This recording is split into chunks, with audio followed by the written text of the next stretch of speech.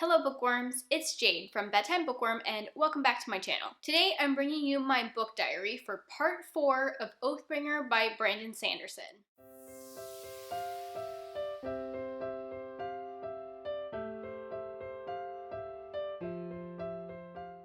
If this is the first time you're seeing one of my book diaries, I will link my playlist of book diaries down in the description box so that you can watch other ones if you want to. This one is covering part 4 of Oathbringer. I've done the previous parts of Oathbringer as well as the last 3 parts of Words of Radiance. My book diaries are basically really spoilery, in-depth reading vlogs that I film as I'm reading the book. So definitely don't watch this video if you haven't finished reading part 4 of Oathbringer. I will have timestamps in the description box with chapter breakdowns. I know some people like to watch parts of the video as they get through the chapters that I cover. So if you want to do it that way, there will be timestamps in the description box. But just know that this video is full of spoilers, so be careful what you're watching. I am currently reading Rhythm of War. It's here right behind me. And I'm going to be doing the same kind of book diaries, spoiler reading vlogs for that one as well. Those will slowly be coming out over the month of December. Hopefully I can get them all posted by the end of the year, but they do kind of take a little while to put together. So have a little patience as I get through this book, because not only do they take a while to edit, I still haven't finished reading it. I'm about halfway through, a little less than halfway, and I'm really enjoying it. One last thing before we jump into my spoilery thoughts. Not everything that I say in this video might be true. I voice a lot of my theories and my thoughts and reactions just as I'm reading. So just be careful in the comment section to not spoil anything, either for me or for other people. I don't want anyone reading the comments to get spoiled for things that happen after part 4 in the book. So if one of my theories is wrong or something, don't correct me. I want to figure that out for myself as I'm reading the series. All right, that's enough of an intro. Here are my spoilery thoughts on part 4 of Oathbringer. Hey guys, so I've read quite a bit. I have some things to catch you up on. I have read the interludes and through 95. I thought it was interesting that we got multiple interludes from Venli. Like, there were more than 3 interludes in the interlude section. Usually there's just 3, one from each person that's in it. And this time I think Venli had, is it 2 or 3 of them? Seems like a lot. I'm really intrigued by the spren that Venli has like captured or whatever. It seems to be able to kind of communicate with her through like the different rhythms. I still think it's maybe the spren or the spirit or the soul of her old mate that died. I don't know. It was very interesting, and it seems like when she's in the presence of this spren that she's like reminded of her old self. There was an interlude from a character named Mem, and this one gave us a little bit of insight into Mraize, and it was super interesting. I don't understand exactly what happened, but I think one of the heralds showed herself to Mraize in this interlude. I really don't understand. So this person, the assistant to Mem, destroys one of Mraize's paintings and says, "I've been looking for that." And then Mraize and some guards come in. Mraize says, "Ah, finally, the masterpiece of the oil sworn was all it took, was it? Excellent. Ancient one, would you care for something to drink?" And I think that he's calling her Ancient One because I think she's a herald, but I could be wrong. And then Mraize says, "I know where Talanalat is," and that's the herald from the first book. And the last we saw of that herald was Amaram, like, whisking him away. So don't know how Mraize knows where he is, and I don't even know where he is. And then Mraize says, "Yes, let's have a drink, shall we? My Baps has been eager to speak with you." We've seen the term Baps a couple of times, mostly in relation to like a mentor trader. I don't know if mentor is the right word, but someone who is apprenticed to a trader, like someone who trades, not someone who betrays people. So there was an interlude in Words of Radiance, the one about the person, the girl who like climbs up to the top of this, I don't know, I thought it was like an island that looked like a turtle. I don't know if that's really what it was. She had a basque. I'm pretty sure she was also in the first book too, in an interlude. And I think maybe Dawnshard is about her. I don't know. Anyways, that was a really interesting interlude with Mraize. Don't totally understand what's going on there. And then the last interlude, Sheller, I didn't understand that like at all. Like I don't understand what the purpose of that is. Other than this person, Sheller, his High Lord is Lord Amram. But other than that, I really don't know what was going on there. And then we have a flashback to Dalinar, and we've had a couple of flashbacks to Dalinar in the section that I read, and it's mostly just like showing how broken Dalinar is without his wife, and while he still has all of his memories of what happened. And not in 88, but in the other flashback that's a little bit later, I was like really sad for Dalinar because he's basically, you know, he's a drunkard, he drinks away all his problems so that like he doesn't have to deal with his emotions, but then he's also started to hate his sons because they remind him of his wife. And his sons are like growing up and he's just like not really present for them. And it's just really sad. And then chapter 89, we are back in Shadesmar with the crew.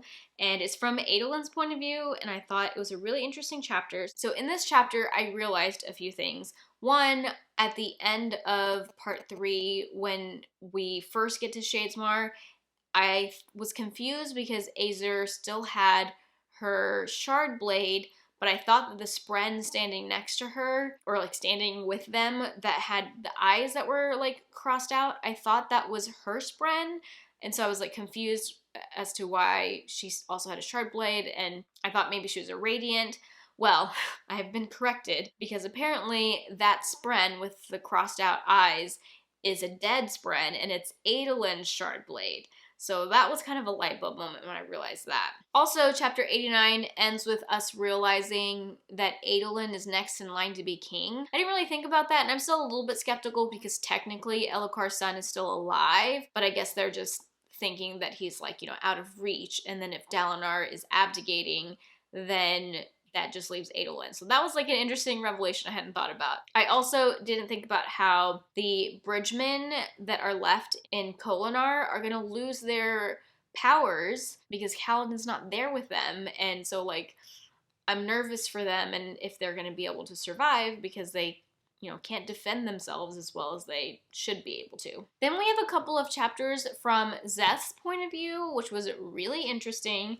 I don't think we've seen Szeth at all this book, so I wasn't expecting to get point of views from him. Although I guess his name is listed on like the part 4 like intro page or whatever. But a few things that were interesting about Szeth's chapters. The sword that he got from Nale, or Nin, or whatever his name was, is very interesting. He has a very interesting like voice. I like the way that Michael Kramer voices that spren or whatever it is. I mean, I think it's a spren, but I'm not sure. But the way that he was talking was like making me laugh so hard. There was also something about how Szeth doesn't want to draw the sword because that will allow the sword or the spren to feed on his soul. And there was also a bit in a different chapter where Szeth did draw the sword and used it and said that it was like, it not only did it sever the soul of a person, but it like seemed to consume the soul or feed off of the soul. I don't know, that was really weird. But we learned a little bit more about the Skybreakers and how to get like indoctrinated or like into their order and how they like go through the different stages of the ideals. So I guess there's like 5 ideals and you say them like in order, and there's like this whole hierarchy to it. And that was all really interesting. I mean, we've never really learned about that, even though we've been learning a little bit about the words and the ideals, but I don't know if each order was set up differently and this is just how the Skybreakers work, or do they all have 5 ideals? Are they all the same ideals? I mean, I guess they are the same ideals because the first ideal was the same.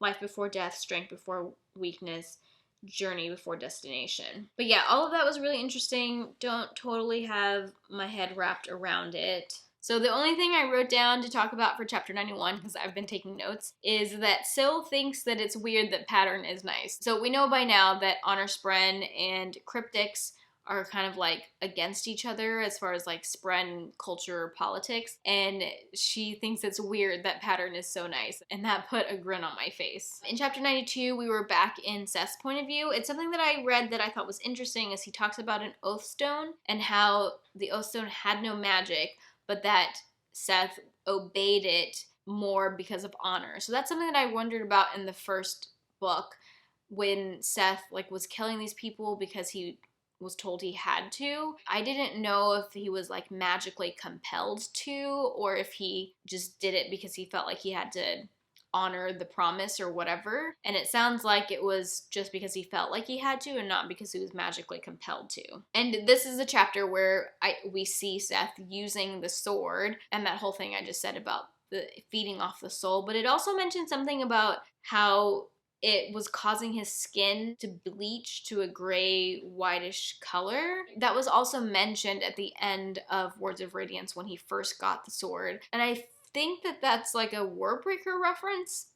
I haven't read Warbreaker. I wish I had, because also something that the sword says, he mentions Vivienne, and I'm pretty sure that's a character in Warbreaker. Oh, I also think that Azure is some sort of Warbreaker tie-in, because when she's in Shadesmar, they've mentioned a couple times about her changing colors. Like the color fades from her hair and turns gray, but then later it comes back again. And she also talks about how she came to Alethkar and that she traveled from a place far away through Shadesmar to get there. So I feel like she's a Warbreaker reference, but I don't know, because obviously I haven't read Warbreaker. Please don't tell me down in the comments. I want to find out for myself when I read Warbreaker. But I feel like if she's not from Warbreaker or like the world of Warbreaker, she's at least, I feel like, some sort of Cosmere character. Okay, chapter 93, that's where we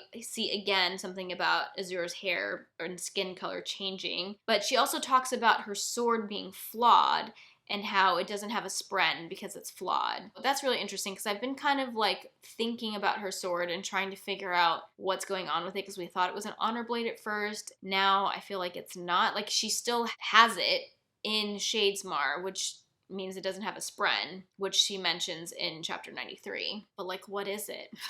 Also, we have Kaladin being a sad boy. He is dealing with his depression and stuff in these couple of chapters that I read. And I feel really bad for him. He feels bad for freezing up whenever Elhokar needed him. And he hasn't exactly said it, but I wouldn't be surprised if Kaladin is blaming himself for Elhokar dying, because he did like freeze right before he died. And we get like a flashback to Kaladin when he was training a little bit about how the first time that he froze was during his training. Oh yeah, in this chapter, in Seth's chapter, his conversation with the sword that he has, I think is really funny. Like, that sword, even though I think he's evil, even though he says he wants to fight evil, keeps making me laugh. Like, he says the funniest things. I think those are all the thoughts that I have had, and I will read more and check in with you guys again. Just kidding. I just turned off the camera, but I remembered at the very end of chapter 95, we learn that Syl bonded a Knights Radiant in the past, like before the Recreants. And that was like really interesting, because I definitely didn't think that she had bonded anybody else before. And I'm super curious who she was, but she's basically said that the reason why she didn't die during the Recreants was because the person she had bonded had already died, so she wasn't bonded to anybody when the Knights Radiants broke their oath or whatever, and that's why she survived, which I thought was really interesting. Okay, so I just finished chapter 98. 97 was a Shadesmar chapter, which I have been enjoying the Shadesmar chapters because it's interesting world building and we don't know that much about Shadesmar. Kaladin and Adolin are having some cute, brotherly, friendly moments, and I'm loving that. Kaladin went to this lighthouse to try and figure out when a ship would come, and there's a guy there who can like tell the future, and Kaladin touches this like clear ball or sphere that had like stormlight in it or something, and he saw that Dalinar was going to be in trouble. Like, I think he saw the future, and Dalinar was going to die or like needs him, and I guess this is in Thaylen City that he saw this vision happening, and so now they're trying to get to Thaylen City. At least that's what Kaladin's trying to convince everybody that they need to do. I'm not sure if he actually convinced them of that yet or not. But I'm really nervous for Dalinar. I don't want him to be in trouble. I mean, I think / I hope Kaladin's gonna save him, so like it should be fine. And then 98 was in Seth's point of view, and he's like training to be a skybreaker. But the interesting part in that chapter is the very end, because Nail or Nale shows up. Nin. He has a million different names. One of the heralds, the Herald of Justice, I think. He shows up and he tells Seth that they're going to go somewhere, I think more than just him. But he tells them, it's time for you to learn the 2 greatest secrets that I know. And I am excited to learn these secrets. Hopefully I get to learn them too, and not just Seth. So very intrigued by the way that chapter ended. Hey guys, so I am settling in for a long night of reading, hopefully, and I just finished chapter 105, which was a Dalinar flashback. So Dalinar in present day has fallen back into his old ways and has started drinking again, which is not good. I really feel for him because he's going through a really tough time emotionally. Everybody thinks it's because he's mourning Elhokar and Adolin, which might be part of it because he's definitely worried about them and the fact that they haven't gotten in touch or whatever. But what they don't know is that he remembers everything about his past and how his wife Evie died. And I don't think he's opened up to Navani about that yet, about the fact that he remembers what happened. I mean, Navani probably doesn't know what really happened because Dalinar kind of covered it up in the past. Anyways, in the flashback that I just read, it was Gavilar's funeral, which was really sad, and Yasna was really upset and crying. And as a woman character who's so strong, I don't think I've seen her emotional at all yet in the book, so that was kind of a heartbreaking moment, and her and Dalinar kind of bonded over reading The Way of Kings together for a little while. But then the flashback ends with Dalinar planning how he's going to go visit the Night Watcher, and I'm kind of excited because this is the last piece of his puzzle that I am really intrigued by and want to know more of. I mean, I just want to know more about the Night Watcher. What is she? I'm pretty sure it's a she. Is she one of the Unmade? Is she a god? A shard? I don't really know the difference between those two things at this point, but I know that shards are a thing. I really need to do some more Cosmere research so that I understand that better.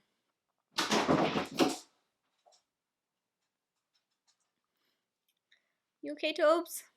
And I want to know what he asked the Night Watcher for and how her magic works, because we also know that Lift has been to the Night Watcher and that's why she doesn't age or something. And is it possibly also why Lift can metabolize Stormlight? I don't know. So I'm just very anxious and interested in finding out more about the Night Watcher, and I think that's whatever the next flashback, whenever it happens, I think that's what we're going to learn about, and I'm very excited about it.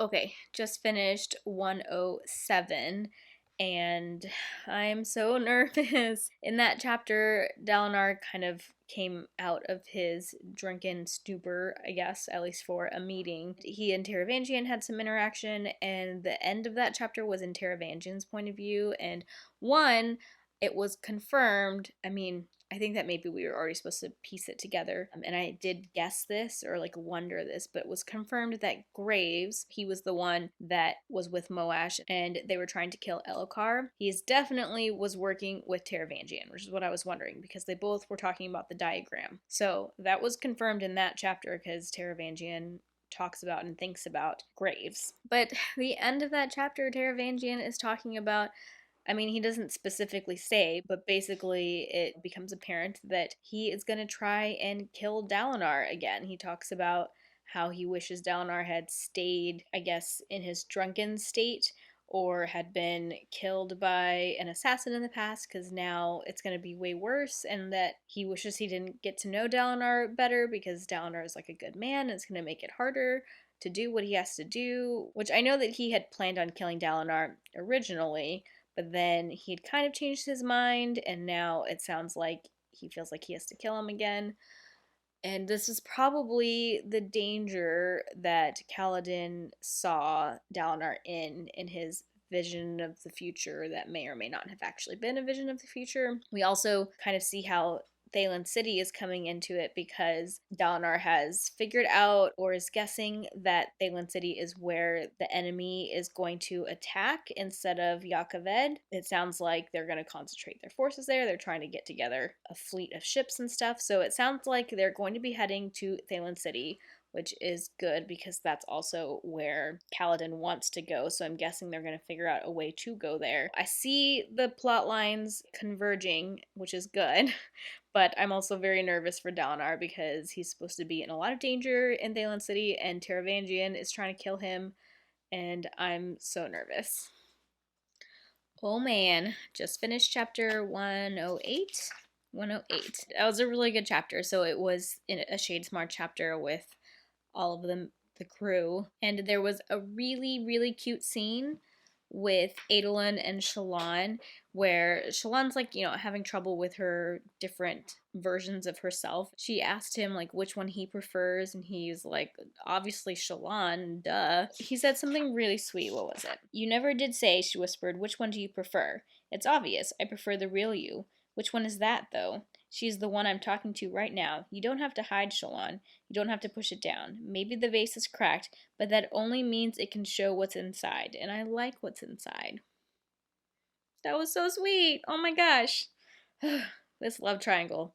It's killing me because obviously I love Kaladin and Shallan, but Adolin and Shallan have been having really cute moments too, so... Also, this was right after Adolin confesses to Shallan that he killed Sadeas. Oh my gosh, that was a big moment. I've been waiting for him to tell somebody that, like, the whole book. So that was really cool that he finally told somebody. And of course, Shallan doesn't care and thinks that the world is a better place without Sadeas, and also says that maybe Dalinar shouldn't be told. Adolin said, "Father wouldn't like it if he knew."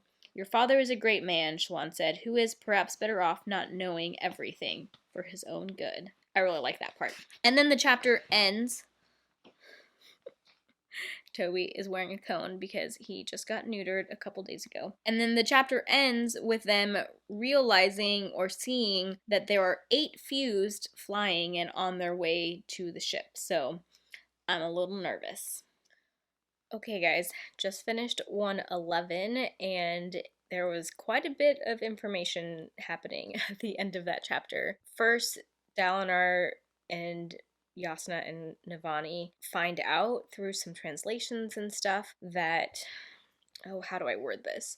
That humans were the original Voidbringers and that the Parshmen, like, this is their homeland, and humans came from another world, apparently, and they're the invaders. And apparently that is the reason why the Radiants broke their oaths, because they found this out and I guess like didn't feel comfortable with what they were doing anymore. So that's super interesting. Definitely changes things a little bit, but at this point, like, where else are the humans gonna go? So I don't know. And then, of course, there's more drama after that.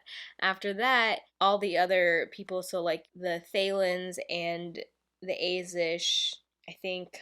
Anyways, the other political people in the room are finding out that Dalinar is like the High King, like the whole thing about Elhokar swearing fealty to Dalinar just to give him like more power, but it was meant to be only outside of Alethkar, and that Dalinar was not the ruler of Alethkar. But the other rulers are concerned because they feel like that makes him kind of like an emperor, and that he's gonna try and like take over all of the other kingdoms, even though he says he's not going to. So they're upset about that. But then there's also, the thing about Dalinar meeting with Odium, which happened, but it wasn't like a meeting, but they're all upset about that. And obviously all of this information came out at the same time because it's all because of Taravangian. This was like his plan or whatever. Even before they went into this meeting, he was like all nervous and not feeling great about it. Freaking Taravangian. I wish he didn't do this. But it's like throwing a wrench into Dalinar's plan, right? Like they all were on the same page about what they were going to do, and then all of a sudden nobody trusts him anymore. And this is like when he needs them to trust him. And there's also this Everstorm that wasn't supposed to happen yet, happened all of a sudden. It's moving faster than it should be, and it's headed towards Thaylen City. So like I'm pretty sure that's bringing the Voidbringers, and there's going to be like a battle really soon, but now everybody like doesn't trust Dalinar, so like it's a big problem. I'm so nervous. Okay, I just finished part 4, I think chapter 113, and I've gotten ready for bed, so I'm here sans makeup, just to say that I don't have a whole lot to add. This last chapter was basically all of the rulers that Dalinar has collected, telling him that they aren't comfortable working with him anymore, and kind of going their own separate ways, except for the Queen of Thaylen City, because she has nowhere to go when she needs his help. So I really don't know how this is gonna go. No wonder Dalinar is gonna be in danger because the enemy is gonna show up and the other rulers are leaving, it seems like. So that's really unfortunate. But I am really excited to be finally starting part 5. I think this is, the Sanderlanche. I'm excited to see what's gonna happen and how this is all gonna wrap up. Oh, I don't think I mentioned this, but as far as like the Shadesmar crew, where we ended with that was they made their way to the Oathgate in Thaylen City, but on the Shadesmar side. But the bridge that they need to cross to get to the Oathgate, which at this point they don't even really know how they're going to activate it, but the bridge that they need to cross is being guarded or is surrounded by thousands of enemy Spren. So they have to figure out how to get past them. So that'll be really interesting too. Alright, time for me to go to bed, and I will see you guys in the next video. Alright guys, there you have it. Those were my thoughts on part 4. I thought this was a pretty good section. I feel like maybe it wasn't quite as action-packed as other part 4s of other Stormlight books, but I still really enjoyed it. My favorite parts were definitely exploring Shadesmar. I'm a sucker for cool world building, and Sanderson is just the king of cool world building. He comes up with such creative and unique ideas, and Shadesmar is unlike anything that I've ever read before. It's something that has been teased to us a little bit here and there in the first 3 books, but we finally got to go there and spend time there, and so that was a really interesting part of the book for me, and I really enjoyed that. But I think my favorite specific scene in this section was probably that scene between Adolin and Shallan, where Adolin confesses that he killed Sadeas and Shallan still accepts him and doesn't give him a hard time about it. And also when Shallan is asking him which Shallan or which of her personalities does he like the best, and he says, the real one. And he makes that analogy about the vase with the cracks, but you can still shine through or whatever. It was so sweet and a really sweet moment between the two of them. And I think that was my favorite scene out of this whole section. All right, guys, we are almost at the end of this Oathbringer journey. I hope you guys have enjoyed reading Oathbringer so far and watching these videos, and I guess I'll catch you in the next one. If you like this video, be sure to give it a thumbs up and subscribe to my channel for more bookish content. That is all I have for now. Thank you so much for watching, and until next time, bookworms, keep reading. Bye.